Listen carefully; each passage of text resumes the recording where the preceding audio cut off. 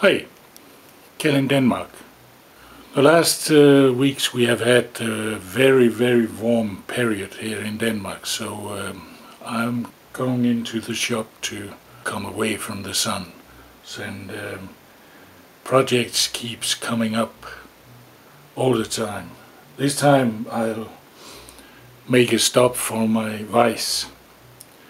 The vise is an old one from a Danish company called Vilh Pedersen, and it's a good vise, but all these curved forms here is a pain in the ass when you want to make some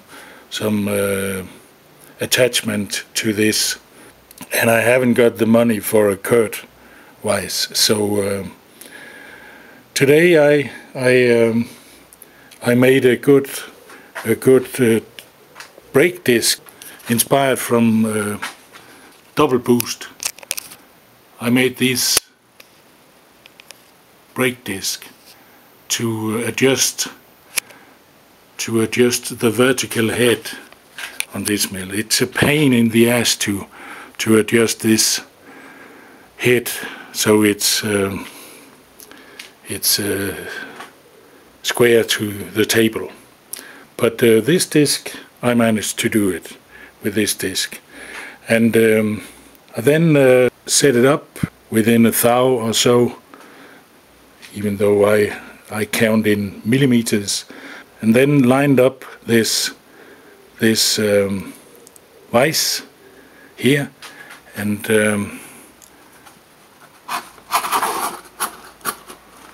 I used this surface to line it up here, and it works fine too, and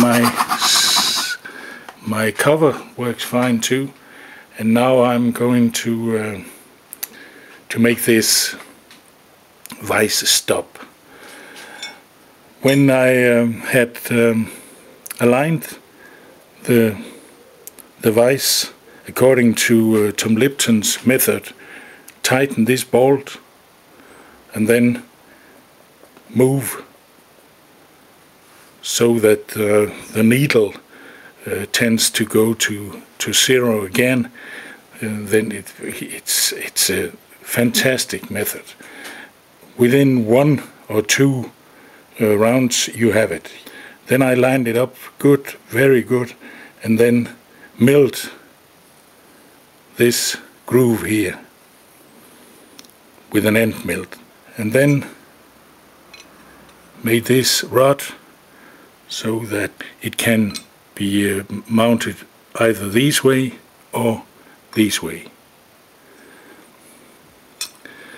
Then I have to make some clamps over here for this leg here and this leg here.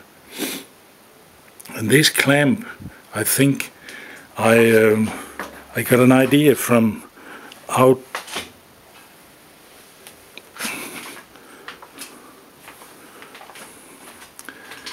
outside screwball to use these clamps. He called them something like a cutter, and I think I can use these, but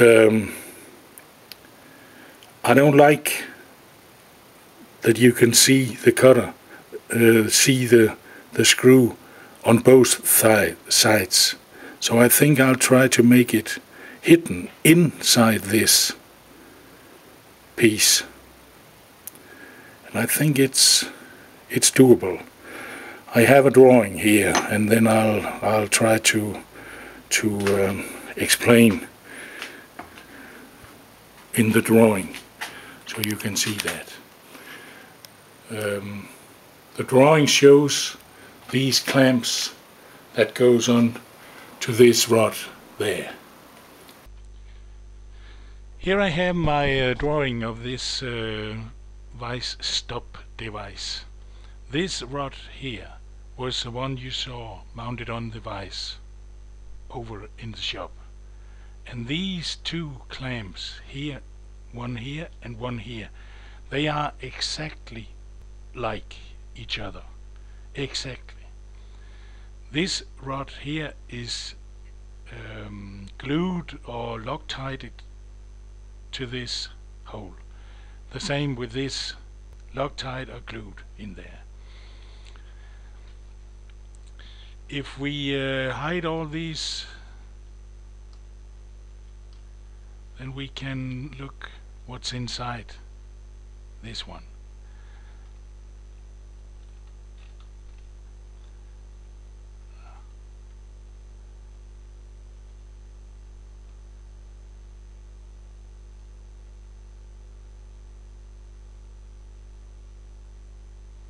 There is a connection to the cutter, split cutter. I haven't drawn it because it's too difficult to draw it. But from halfway up here and down, there will be this split cutter, and I only use one of them. I think outside Skewball or wherever he got the idea from, there should be two, one on the bottom and one on the upper part. But when you want to do it like this, so it's hidden, there's nothing to see on the bottom here. I think you have to do it this way, only using the lower part of it. This knob is not finished yet, but it's just a bolt here with threads on, and then a shoulder here that fits on this shoulder there. And with an end mill, I plan to drill down, but not the whole way through. Not the whole way through. And this diameter here is the diameter of the cutter. And if I do this hole first and then put a rod inside there and clamp it in the mill, then I can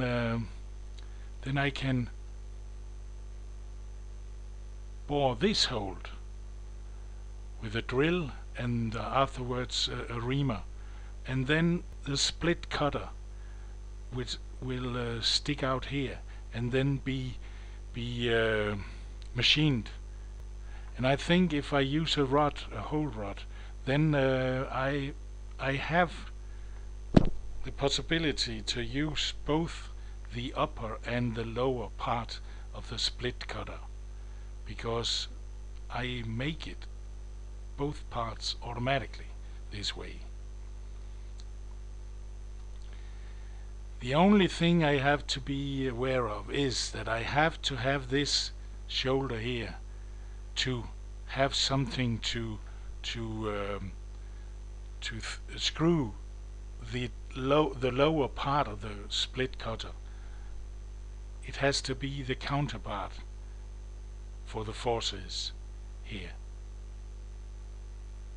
Maybe I have to make a bushing to put in this so that the knob would not rattle too much when it's loose. But I think it's doable. I think it's doable. These rods I had over there in the shop, they are stainless steel, so it's not the easiest material to make the part of, but I like these materials. I'll try anyway, and I'll show you whether it goes wrong or it goes as it should. So let's see. Thanks for watching.